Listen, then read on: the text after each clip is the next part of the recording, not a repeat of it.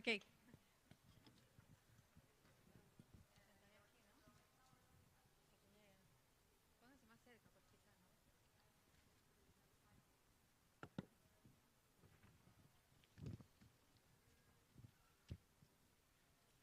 Good morning, everyone. Welcome to today's event.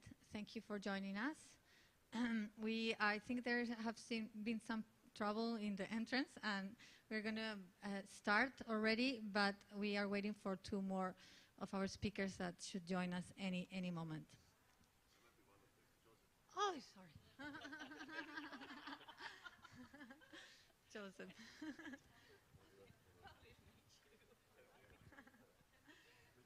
Please. So, hello. I am Vanessa Morales. I am a Nature and Climate Policy Specialist for WWF International, and I'm very happy to moderate today's session. Today's session looks to connect climate and nature, and in a time that we got really good results from COP27 on nature, connected to nature, and where we are now here at COP15 trying to get a strong outcome of the GBF, of the Global Biodiversity Framework, and strengthen the nature agenda. So at COP27, WWF launched this report, you can see, our climate's secret ally, and covering the story of nature in the IPCC Sixth Assessment Report. Today, we are bringing this presentation of the report here to COP15 to bridge these two processes, the climate and nature, to recognize the importance of the nature agenda and to strengthen the GBF. So it is important to mention that this publication does not include new research, but aims to highlight the findings related to climate and nature from this IPCC Sixth Assessment Report, so making it more accessible. Today we will have a fantastic panel that will discuss with us the key messages from the report. But first, let me share with you which are these four key messages. First one is that nature is our ally. Can we change the slide, please? First is that nature is our ally for mitigation and adaptation. Second is that we are losing nature as our ally. Third is that if we are to continue to adapt, we need to protect and restore nature. And the fourth is that nature is an important part of the solution, but cannot do it alone. So maybe quickly I will highlight some of the ideas for each of them. On the first one, that nature is our ally for mitigation and adaptation, nature slows global warming and can offer protection to some of the impacts of climate change. As you can see here in the infographics, I'm sorry, because you can't, maybe you can turn. Nature has absorbed 54% of human-related carbon dioxide emissions over the past 10 years. This has saved humanity from much more severe impacts from climate change. 31% is removed by terrestrial ecosystems, including plants, animals, and soils, and the other 23% is taken up by the ocean. The second point, where we are saying we are losing nature as an ally, some natural systems are being pushed beyond their limits, and some of the nature losses we see and we will see will be permanent. This is true even if global warming overshoots 1.5 for several decades and returns to that level by the end of the century. Third key message, if we are to continue to adapt, we need to restore and protect nature. The IPCC notes that conserving 30 to 50% of land, fresh water, and oceans areas could help safeguard nature, help protect the climate, and benefit people. And this is why it is so important here that we discuss the 30 by 30. Fourth, nature is an important part of the solution, but cannot do it alone. So investing in nature alone won't be sufficient and is not a substitute for economy-wide decarbonization, leading to rapid, deep, and sustained cuts to emissions. So having shared these four key messages from the report, let me move to the panel, this fantastic panel that will reflect on these messages. Let me introduce them. So first we start with Virginia Young from IUCN World Commission on Protected Areas. She's member of its specialist group on climate change and its task force on primary forests. We have Professor Dr. Joseph Settle from the Intergovernmental Science Policy Platform on Biodiversity and Ecosystem Services, the IPBES Secretariat, affiliated with Helmholtz, Center for Environmental Research, with an extensive background, including coordinating lead author of the Fifth Assessment Report of IPCC and co-author of the IPBES IPCC Workshop Report on Biodiversity and Climate. And we have Manuel Pulgar Vidal, Climate and Energy Global Leader at WWF, Chair of the IUCN Climate Crisis Commission, and champion of the CBD Nature Action Agenda, former Minister of Environment of Peru, and President of COP20 from UNFCCC in 2014. Okay, so let's start with the questions. Let me start with you, Virginia. You're part of the IUCN Commission on Protected Areas, and you are in the task force on primary forests. So how much protected areas and indigenous lands have been a strong secret ally to address the climate crisis? How can we address the growing rate of deforestation in primary forest? And connected to this, is conservation and preservation the answer to ensure that nature continues to be our ally? Thanks.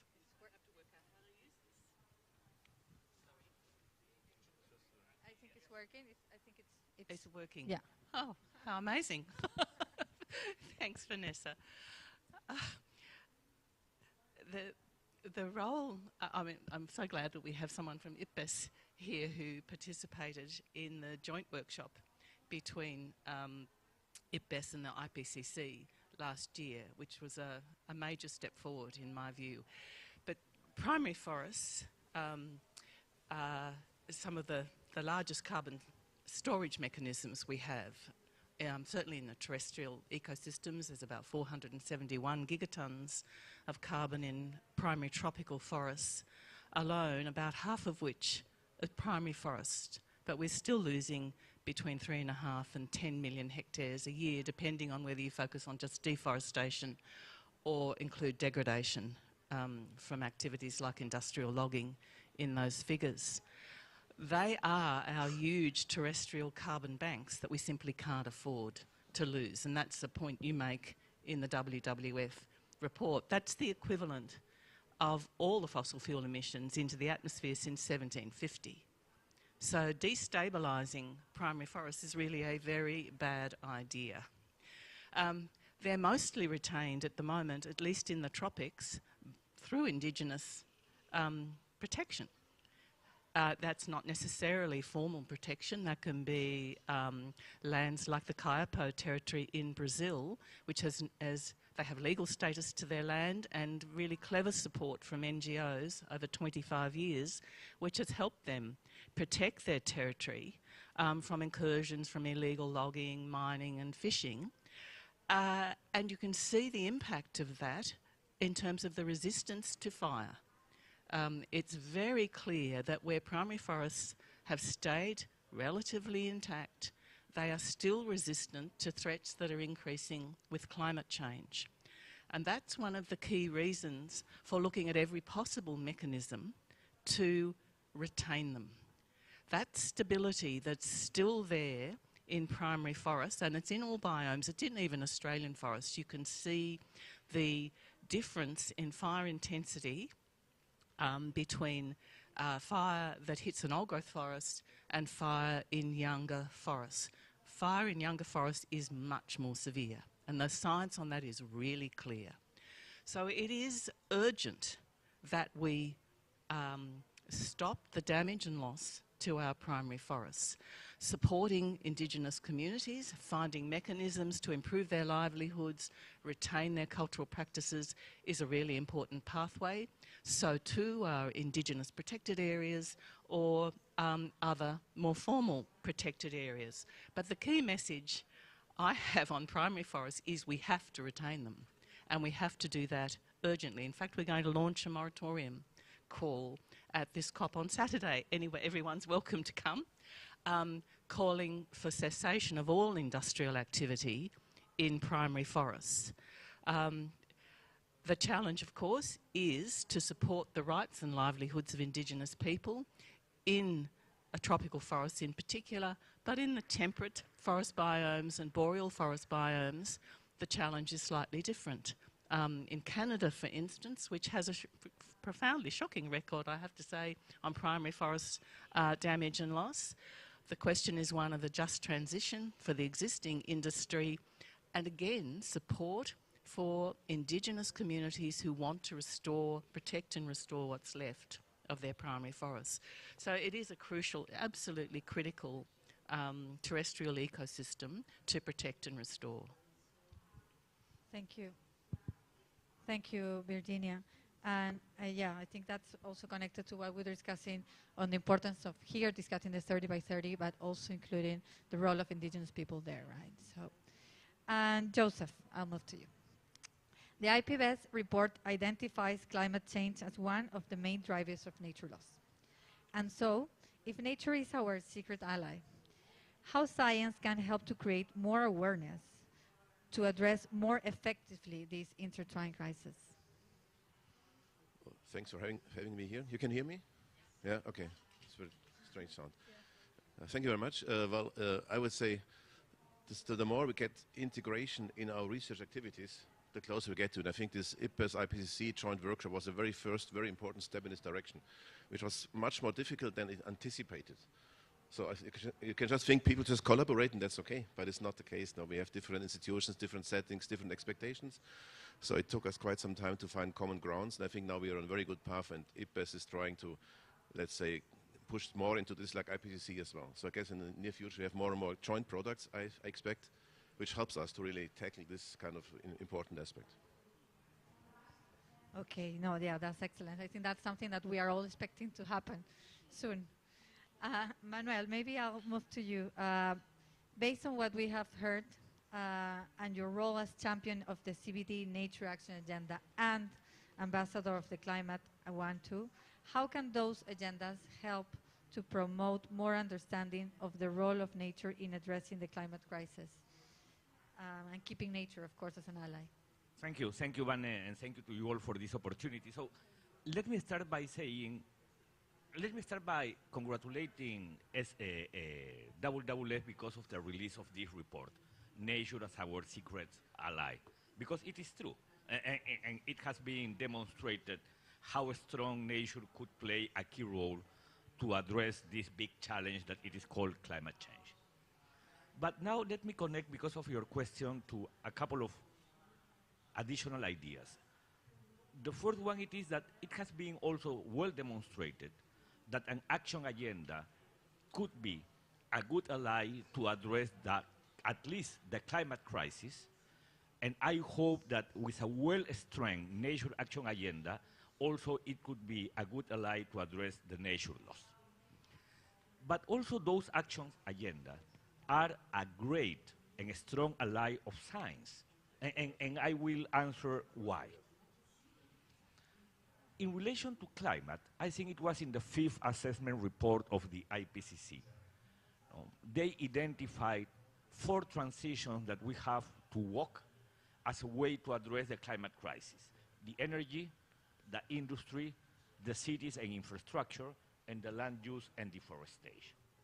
So when we think about those 4 transitions that science is suggesting the word to walk as a way to address the climate crisis, it is clear that we do need not only to connect with decision makers at the level of the COP, but we do need to connect with the economy and with the economic sectors and with all the productive sectors. And the only way to do that, it is by combining those actors into the same table and to define clearly good targets to address those transitions. And that is what it is happening in the Climate Action Agenda. The Climate Action Agenda that was released in 2014 through what at that time it was called the Lima Paris Action Agenda, it was very effective in addressing the challenge, but also in organizing sectors. So that is why now we are very clear. We know what is our target for energy, what are our objectives in sense of not only promoting and continue pushing for more renewable energies, but also to phase out fossil fuels gradually, no, as a way in which we can get and reach our objective by 2050 and even by 2030. We know how much a circular economy and how much energy efficiency, it is a key element to promote more sustainable manufacturing processes. No, we know how much we do need to continue working in cities. Also, the IPCC Sixth Assessment Report, it is saying to us that emissions are growing mostly in cities, something that we have to address. And we know what is the role of land and how much land could contribute to that. So the action agenda and all those campaigns called the Race to Zero, the Race to Resilience, the sectorial breakthroughs, and all of that have demonstrated to be very effective in addressing those challenges. But it is not exactly happening the same with nature, at least not yet. And one of those reasons, it could be related to the fact that we are still suffering of a lack of a clear vision. So what is that vision? What is that measurable objective that we are expecting to achieve? That is why I really appreciate this idea of nature positive, because nature positive, it could be that clear vision that it could be the equivalent of the net zero for climate. And by working with a nature positive, by working with this initiative, the Science-Based Target Network and the mitigation hierarchy, and by having an action agenda, we could strengthen the role of nature as a secret ally to address the climate crisis. So it is not only to organize, but also it is to move everybody towards a clear vision. Because something that we have not yet appreciated well, that for me it's fantastic, I have 37 years working in these topics, it is how positive it has been for the climate debate that nobody is doubting in our objective, 1.5, net zero, resilient world, and at least half emission by 2030, because this is the decisive decade. And nobody is contradicting, nobody is opposing to that vision. And that is fantastic for the world. We do need to create the same narrative for nature, because if not, we won't be able to achieve our objective. And let me say something that it could be sound a bit tough. Living in harmony with nature, that it is a beautiful phrase, it is not enough. No, because it is not a measurable vision. And we do need to have mechanism to track progress by using the action agenda as a secret ally. And sorry, Vane, that I am taking probably a bit of more time to answer this question, but I have some other ideas. That also, an action agenda, it is a good place to bring solutions, but also to bring legitimacy and credibility. Because the point, it is that by organizing sectors, and I am not referring only to the business sector, I am referring to the academia, I am referring to the indigenous people, I am referring to the civil society, but by organizing sectors, we can move all together into bring solutions to the crisis. That is the way in which we can do it. And what it is important in the action agenda, it is that it is a semi-formal mechanism. So it is nothing that it is part of a COP that we have to negotiate, but it is close to the Secretariat. And because of that, it's combined the importance of having public decisions or decision-making process in the public side and private actions. And that is a great combination that could add value and could make our actions more effective. So solutions to organize, to connect with the economy are those advantages. But also it is a way to strengthen the convention itself. Look, 2 days ago I was talking on our chicken and egg dilemma. Let me be more clear. This is the first time ever in which I can see a more active dynamic in a CBD COP. I don't know to how many COPs you used to be before. This is my 4th or 5th biodiversity COP, and climate probably more than that. And I went to Sharm el-Sheikh in 2018, and friends, it was sad. Nobody was there. Nobody. Even at level of representation of government. So now we have a new dynamic. We have more awareness, actors looking and working towards the same. We have developed concept as nature positive. We have brought new ideas into the convention. And we hope that by doing that, we can move decision makers in the fifth floor to take decisions. But the idea is that despite of what it could be the result of this GBF, we have to keep this momentum alive. It is not that we have to wait for 2 more years, not to come back to a COP now in Turkey to see what to do. We have to be very active. And in that sense, the role that IPBES could play with new reports by promoting new ideas, it would be fantastic to keep alive not only the action agenda, but also the momentum to strengthen this convention. Because the convention used to have weak COPs because nobody was there. And nobody was there because of the weak of the COP. So we were moving in a vicious cycle or circle. Now we have to revert that, and that is a really important topic. And my last point, it is, we are discussing now about convergence. I don't remember when it was the IPCC report, 2 years ago, no? 21, no? And I think that that was a fantastic way to start to promoting convergence. Convergence and how to be more effective by addressing that intertwined crisis at the same time with single effective action, it is what the world deserves. And if we think that these two conventions are working under the frame of the SDGs, that it is finally what the world is expecting, it is something that we have to continue pushing forward as a way to be more effective, convene more actors, have more legitimacy, and to, by the end, recognize that we cannot address one without the other. Nature and climate are strongly well connected, and it is our secret ally, and probably we have to do it a more visible ally. And that is the big challenge that we have in front of us or in our hands. Exactly. Thank you, Manuel. And I think you have already somehow brought together a lot of the comments from the first round of questions because as you mentioned, we need that convergence. We're discussing right now that convergence, right? So not only from the science, which is something that we are discussing now, but how can we bring this science to other spaces and bring others as non-state actors to strengthen this process, to act and to bring solutions, and as you mentioned, to create that awareness, right, that we need. And recognizing, of course, the role of indigenous people as a key space here. I want to also make this event a more interactive one, so I would now maybe jump to the audience and give them the opportunity to ask one question, maybe, and then we can go to the second round. You, please.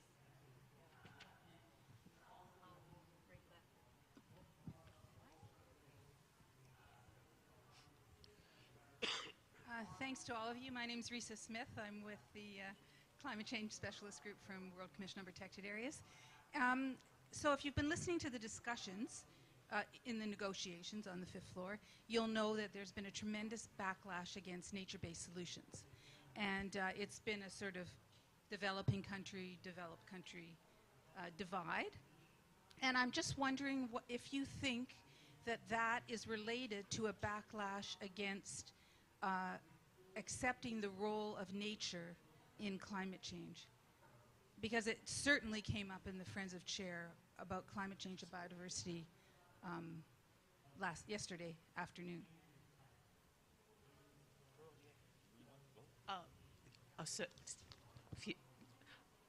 Hello, Risa. Thanks for that question, because it's in the climate space, the backlash is about greenwash, and it's concern that because just about any action in land and ecosystems is nature-based, that it will be an abused term that's used to promote, further expansion of monocultures of trees and various other activities that are based on nature but don't deliver synergistic climate and biodiversity outcomes, and don't actually deliver resilient climate outcomes. So part of the conversation I've been having within IUCN is the need to actually establish what the priorities are for nature-based solutions. So I don't, in the climate space at least, I don't see hostility to nature. In fact, there's good decisions on nature that's come out of COP27 again, reiterating the call for synergistic climate and biodiversity action that was first made at COP25. That's positive. Where the negatives lie is a desire to avoid business as usual expansion of monoculture crops, bioenergy crops, and, if you like, intensive agriculture. So that's where the resistance comes from in the climate space. Here there is resistance to the idea that nature can pick up the bill for fossil fuels, which it can't. So that's where, so there's a communication challenge here as well, and I think it relates to a poor understanding in both spaces of the functional role of biodiversity in ecosystem integrity and stability and long-term carbon storage. That it is actually essential for climate mitigation and successful protection of biodiversity to better protect what we've got, to retain ecosystems of high integrity, all our natural ecosystems really, we can't afford to lose more, and to promote restoration to improve ecosystem integrity and stability of ecosystems. There's a missing conversation here. So, and I'm hoping that this session is, can help redress some of that. Thanks, Risa. Sorry, Manuel, but No, but Joseph, please, go ahead. Joseph, please. Maybe Andreas first introduce him. Sorry. Andreas. Please let me introduce our fourth speaker. Thank you, Andreas, for being here. Sorry for being too late. My apologies. Properly introduce you. Professor Andreas Fischling from the IPCC Vice Chair Working Group 2. Andreas brings extensive background, including coordinating lead author of the second and fourth assessment report of IPCC of Working Group 2, and he's participated in numerous other roles as author and review editor for IPCC reports produced since 1992. So welcome, Andreas, to our panel. Maybe let's continue. Joseph, please. Just a short addition or comment on your question. What I notice here, I'm not a party, only in some of the meetings I just look at how things are going, and it's a kind of very obvious neglect of scientific evidence, to put it straight, which is something that's really hard for me to, let's say, accept, because you do all this work in IPCC and IPBES, all this kind of processes. You have hundreds of people investing their free time, collating all the information and giving policy-relevant information. And then just the very basis of this is, let's say, questioned. And that's something that's very hard to understand or to accept. I don't know the way out of it, but it's all about communication, I think, in the end, about bringing across the messages which have a very good scientific foundation. But some delegations seem just to, they don't care. And unfortunately, sometimes they're delegations of rather important countries without any specification. Andrea. Yeah, I hope I'm not barging in too much, but maybe I can add that I have also been for 17 years serving in the UNFCCC as a delegate. The Swiss delegation had this really nice tradition to allow non-government, non-administrative personnel to be as scientists, just to be in that role. And I have participated in all negotiations up to the Paris Agreement. And particularly there, I was also co-facilitator of the Structured Expert Dialogue. And so what you just said, Sepp, sort of touches a bit on the science policy interface, and that is really a minefield in my experience. It's not just a matter of communication. If it could be overcome, these difficulties with communication alone, I think we would be quite fine. And if I may sort of say something to this report from the WWF, which is sort of an effort to communicate well, it's well done. And but you know, when I think back, for instance, what we already said about the role, you just touched on the carbon storage ecosystem service. This is something we very loudly in the SBM very prominently said. But even the scientific community sort of had difficulties with that. I remember well, only 5 years in Nature, the message which we actually already brought out in 2007 very loudly was picked up.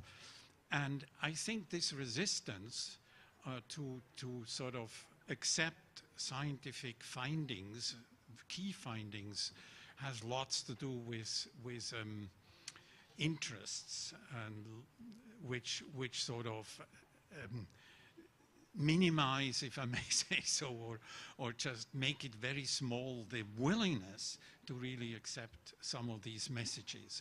And then I know also as a delegate, a party in a convention like this one, or the UNFCCC, is sort of bound also by its population when it's a democracy like this is the case in Switzerland. And you're always very scared of when you say too much. If you promise too much and you want to be a state of law and you want to be reliable as a party, then you cannot promise something the people will vote against. And in Switzerland, we're ashamed. It happened very recently where a revision of the CO2 law we had, which would really have allowed Switzerland to fulfill its promises it made in Paris by the year 2030, the Swiss population, very, very small margin, but it was sufficient to kill this law. And we are now without without the means to really keep our promises. Thank you, Andreas. I will. Do you want to complement? Okay, let's go, Harriet. Thank you very much. Hi. So I'm Harriet Bulkley. I'm, as it happens, Professor of Political Science and Geography who works on environmental governance processes and the science policy interface. So while it is difficult, there is a lot of expertise out there to draw on, and I know the IPCC does that. But in response to this question about the relationship between nature-based solutions in the conventions, if I may, so I led a project for the European Commission called Naturevation on nature-based solutions for 5 years with, the usual kind of things that a European Commission project has. There's like 80 people and lots of intervention. But the key challenge here is on both sides that you are having a conversation between biodiversity and climate change, and not about air pollution, water quality, health, well-being, and all of the other things that nature-based solutions can do. And it's when you look at their multiplicity that the sort of barriers to focusing only on climate and only on biodiversity come down. So there will be some nature-based solutions that are really great for biodiversity and health, and maybe for other aspects of well-being, but do nothing for climate, and that's fine. And there will also be nature-based solutions that work for climate and, say, air pollution, and also for livability or livelihoods, and do quite little for biodiversity. That should also be fine, right? So I would encourage the debate to kind of extend what we mean by nature-based solutions, to focus on nature's contributions to people through nature-based solutions as well. And I think that's one of the ways to unlock that deadlock. Thank you. Thank you, Harriet. Okay, I see there's a lot of interest here. Manuel, and then Andreas. No, thank you. Fully agree. Look, probably the difficulties that nature-based solutions has had in relation to the conventions have been the result of many factors. In the beginning, probably used to be the lack of a clear definition, a clear concept. And fully agree with you, when we think about nature-based solutions, we are talking about three main values. The intervention must be focused in addressing some societal challenge. That it could be climate, mitigation, adaptation, water security, food security, disaster risk reduction, among many others. And that challenge must be well documented, because the idea also it is to track progress in your intervention. If you are promoting an intervention, the point it is how much you are contributing to that societal challenge. The second one, it is related to biodiversity. The point it is that that intervention must be sustainable. That is why many people is opposing to the idea of trillion trees just as a concept. It is not that we are against the idea of plantation. The point it is that any intervention of nature must be focused in keeping the ecosystem integrity. That is a key element. And the third one, it is the social values, the rights-based, respect-based intervention, and all the social consideration. That has been in some way sorted because of UNEA 5.2 and what it is good. But there is a second element, and I will just mention one more. This one and one more, really short. That it is, when we think about nature and climate, there is the easiest way to understand that relation. The report, it is talking to us that side. But there is a more contentious way of addressing that relation. And why? Because we know that our window of opportunity to push to real and absolute reductions, it is short, it is tiny. And the point it is that many institutions and people are pushing for real and absolute reduction and avoiding to use any flexible mechanism to address that. And that is why many people is saying no offsets as a principle. Why?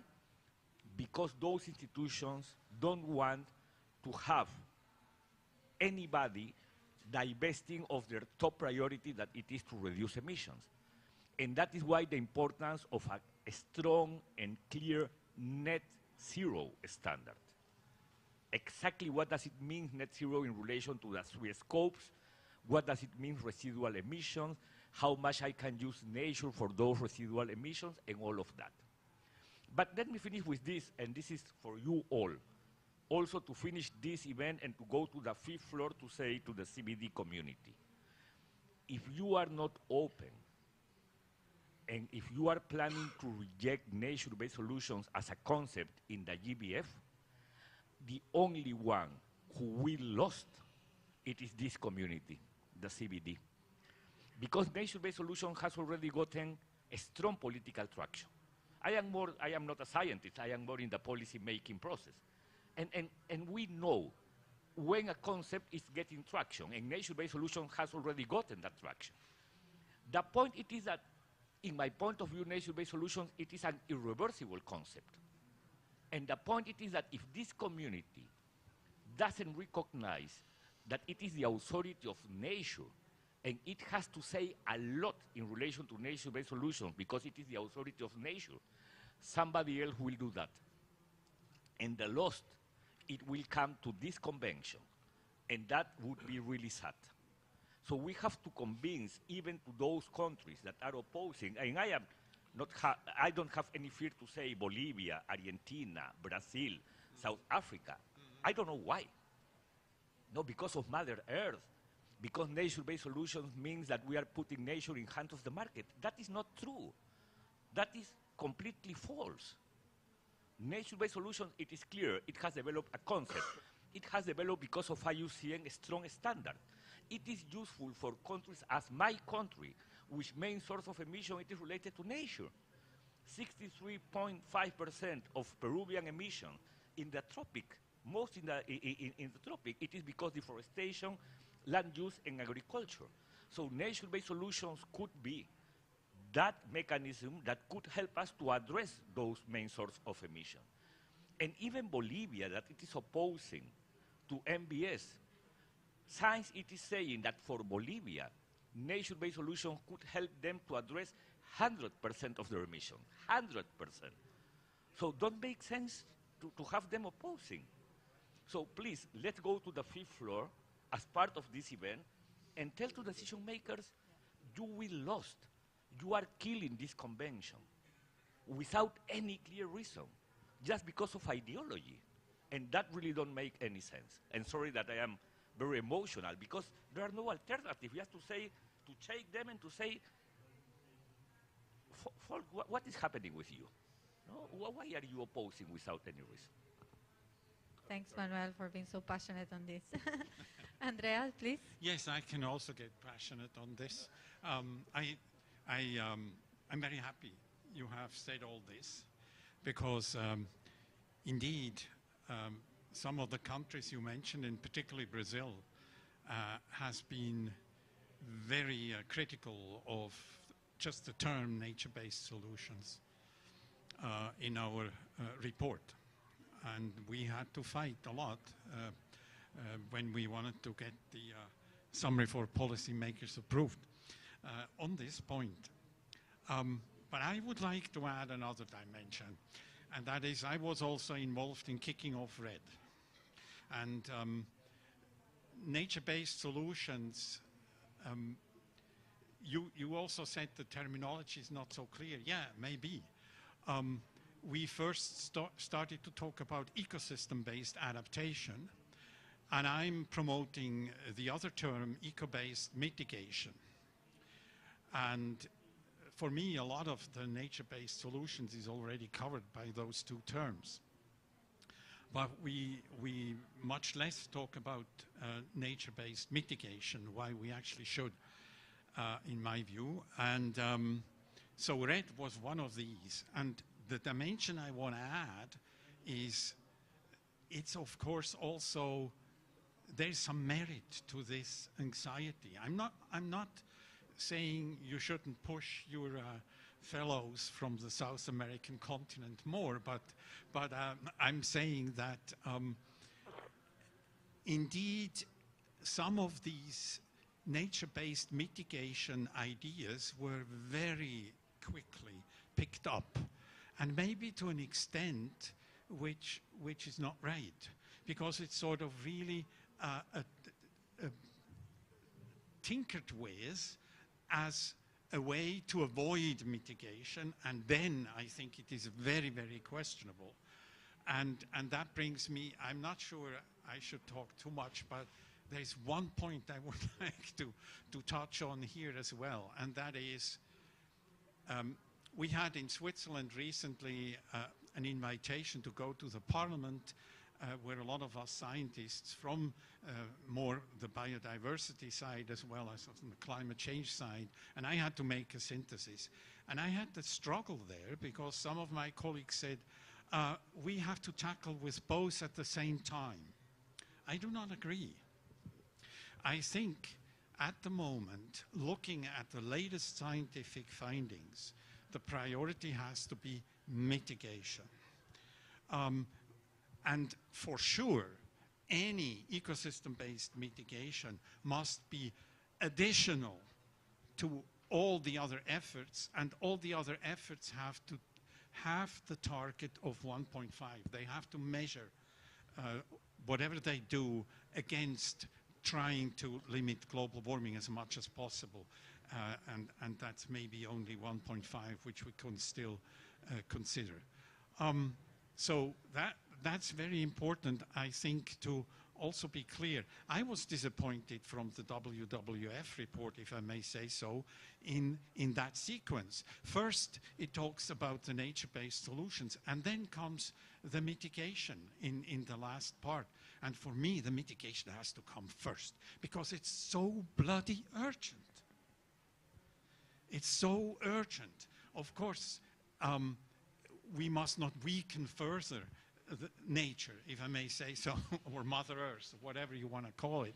But it has still more resilience left than the fossil fuel industry. Has no flexibility anymore. It has just to go away. And sorry, Vane, it is just one phrase. And this Just is one, please. more Just one. dynamic, probably. But Andreas, fully agree with you. Fully agree. But let me say something in relation to that. The top priority must be mitigation. Fully agree. And nature-based solutions, it is a complementary tool to address the challenge. So if we agree on that, and I am sure that all of us agree, the point it is that critics are related to the fault of MBS? No. It must be more focused on the fault of the net zero concept. Because the point, it is that if we are able to develop a good net zero standard, even a beyond value chain mitigation standard to define residual emissions and all of that, we will sort all the critics to MBS. So the fault, it is not because of MBS. MBS, it is a useful tool. And in that sense, it has been fantastic to have the Secretary General in Glasgow raising this credibility gap concept and convening this high-level expert group that presented the report in Sharm el-Sheikh some weeks ago. And it is interesting because now all this net zero concept, it is evolving from being a voluntary basis one to a more regulated one. And that is important because in some way we have to make the net zero a credible concept, a more mandatory and enforceable concept, without any excuse. All who is emitting has to focus on their mitigation actions and has to demonstrate that their climate claim, it is a credible one. And if we are able to sort that, nature-based solutions will be a great instrument for those complementary or residual emissions. Thank you, Manuel. And I'm going to give the opportunity to Joseph and to Virginia also to answer this, and maybe we move to the last question. No, just very briefly, I very much agree with this kind of priority setting, but to me, nature-based solutions, the just are solutions for mitigation and for adaptation. The solution space is there. It's the same like in the priority whether to do conservation or restoration. So I would rather first conserve what is there and then restore what is gone. No, that's the same thing, I think, in principle, priority-wise. But for discussions here, I think NBS should be a kind of good concept, should bring the whole thing forward. And just a comment on your comment before, I mean, biodiversity, if you talk about NCPs, I think it's the better, so nature-based solutions plus NCPs as a combination would be a nice wording, I guess, because if we talk about biodiversity, we often think about more than just species, of course, but the public doesn't oftentimes, so that's quite an important point. And about win-win situations, as long as you don't have win-lose situations, I think it's okay. If something is good for maybe for climate change, but not so much for biodiversity, as long as it doesn't damage, like the monocrop topic, like this kind of big kind of monocultures for biofuels. So this kind of thing has to be avoided. And then I think it's okay. You cannot always have both, but at least you shouldn't damage the other if you do the one. I think that I had more, I forgot it now already. Thank you. Thanks, Vanessa, and thanks, everybody.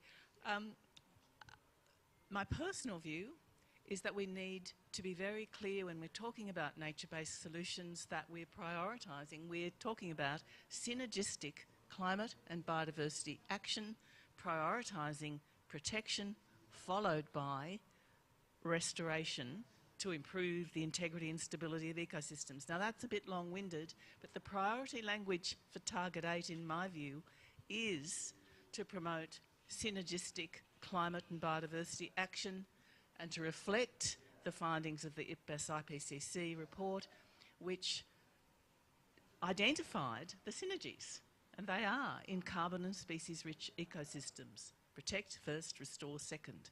It's not rocket science, and if you qualify NBS in that way, in this space, I think a lot of the misconceptions might fall away.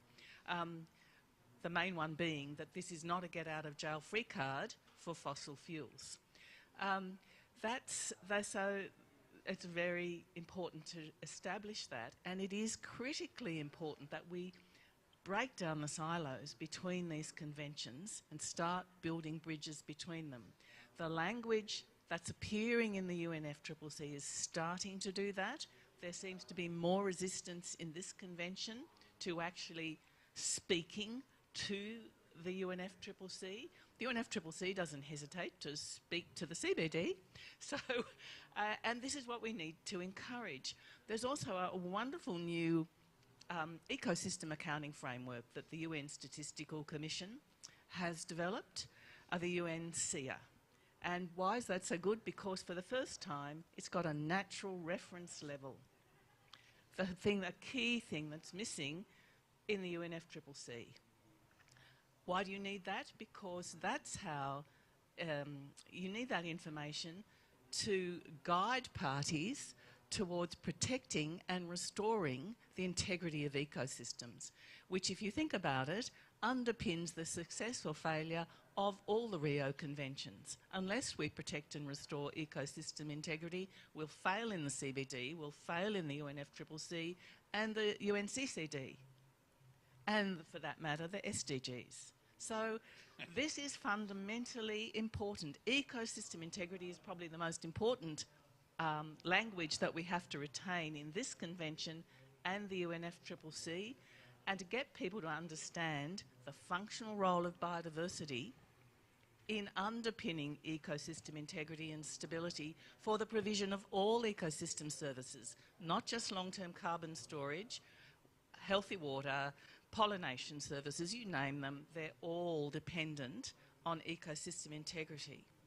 So that's, I guess, even almost my summation on all of this, but really I would like to see a joint special report from IPBES and the IPCC that builds on the workshop findings from last year and also looks at some of the institutional barriers to delivering synergistic action, which is urgent.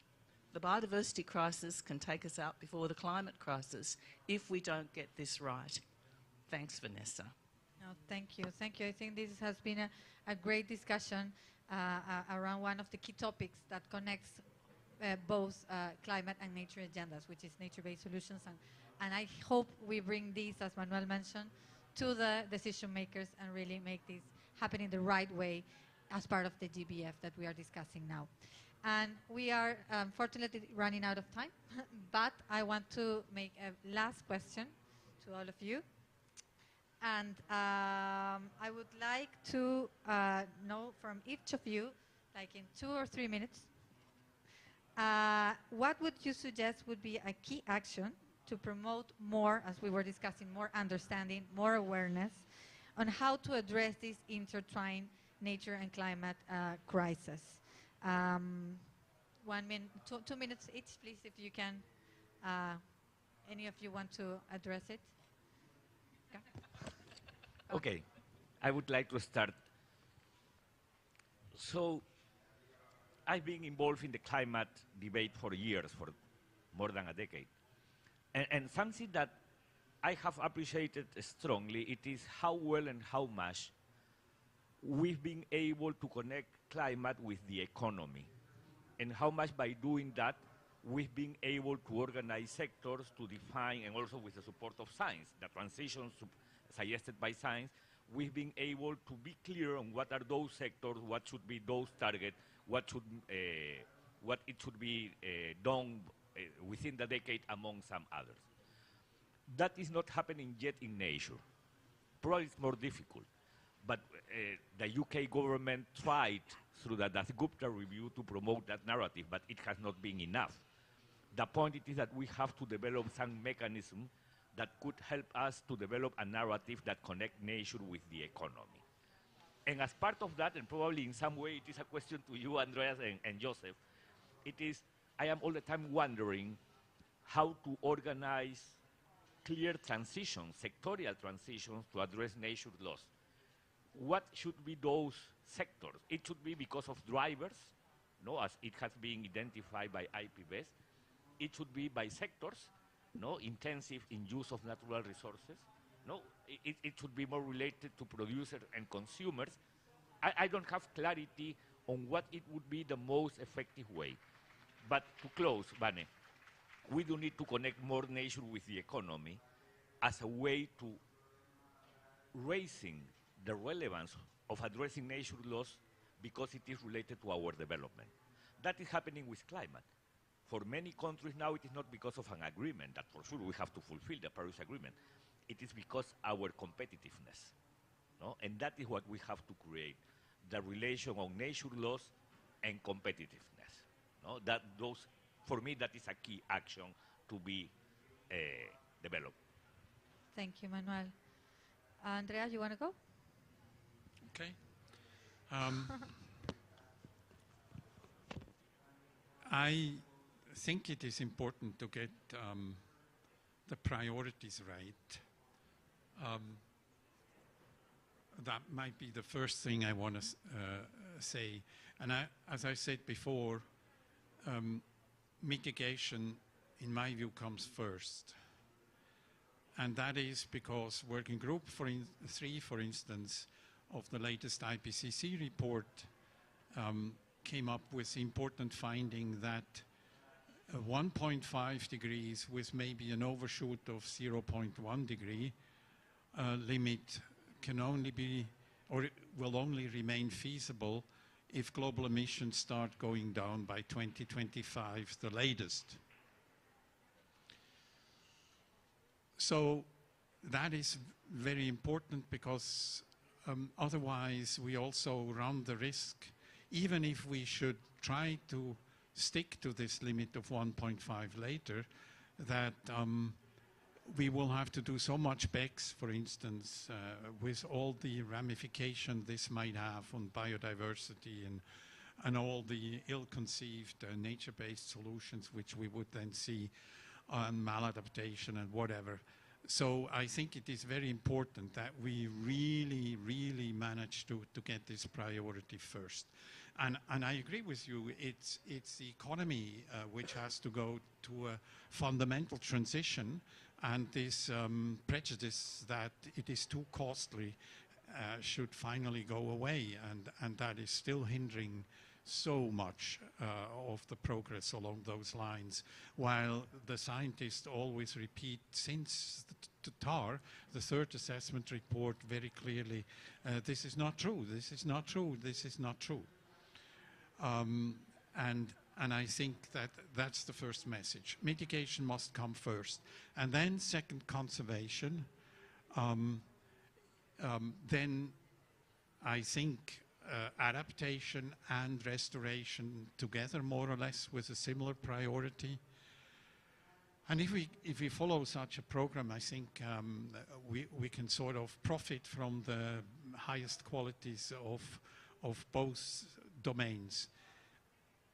And what you suggested in bringing together the CBD and the UNFCCC, I think it is good if we produce now and then a common workshop report, or maybe even some reports. But I have to say, the UNFCCC, in my experience, is already very, very complex. I don't know sufficient about the CBD, forgive me, but not daring to judge there. But to merge the two completely, I'm not so sure. This is the wisest step.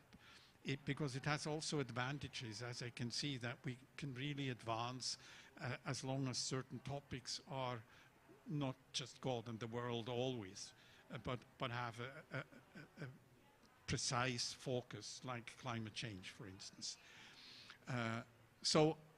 But we have to be synergistic, we have to be consistent, but I think we can manage that. This can easily be done, and we have done it in the past. So that's what I would think is the most important, get the priorities right. Thank you, Andreas. Joseph? So because the 2 minutes are nearly over, I would say one important thing is to bring across the message about the interlinkage. And my priority, for example, is on a national scale and a local scale to really inform people about this. The rest you have said, I agree very much with the same things. The priority setting is important. But bringing across the message, and also maybe losing some words about values, also in terms of finances, of course, which can easily do it. We take our example in Germany, this big event with this kind of, let's say, flooding we had last year, which was 30 billion euro, the damage, in one small valley. Then we discuss 100 billion euro is a lot of money. No, it's not. Just to see how much damage you can easily create by not, let's say, paying attention to nature and climate in an interaction. That's a very important thing to bring across these messages. I think that's one of my main statements. Yeah. Thank you, Joseph. Virginia, please. Yes, I'm really pleased to hear this dialogue between everybody. That one of the interesting things to me, and it was a major breakthrough in AR6 in Working Group 3 in Chapter 7, was actually identifying that protection offered the highest mitigation value of any action in the AFLU sector. And that, to me, was a really critically important statement, as was noting the irrecoverability of carbon from carbon-dense ecosystems by 2050. So there is an imperative there to protect what we've got, because we're moving ecosystems towards tipping points.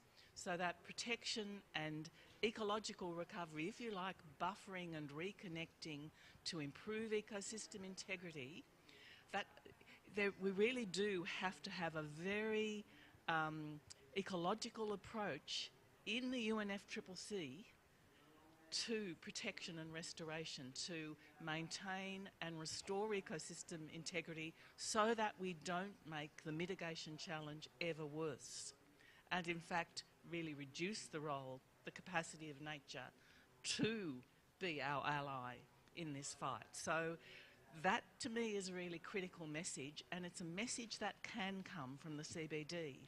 Unless you're protecting and restoring the integrity of ecosystems, we will fail in the climate space. So when I'm talking about building bridges, I'm not talking about merging the two conventions entirely, but making sure, as you've said, that the actions, we're promoting real synergies and not promoting activities that either damage the climate or damage biodiversity and ecosystem integrity.